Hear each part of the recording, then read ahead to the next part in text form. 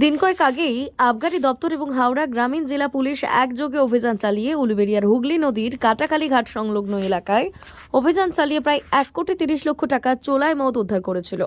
আর সেই ঘটনার রেশ কাটতে না কাটতেই আবারও বিপুল পরিমাণ চোলাই মদ উদ্ধার করল আবগারি দপ্তর ও হাওড়া গ্রামীণ জেলা পুলিশ।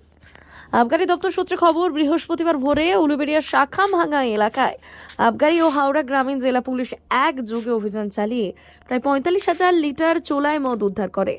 আবগারি দপ্তর সূত্রে খবর, উদ্ধার হওয়া চোলাই মদের বাজার মূল্য প্রায় 2 কোটি টাকা।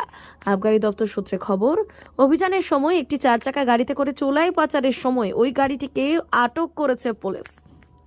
সুভাষ তাকে ফোনটা করে ওকে বলো আসতে।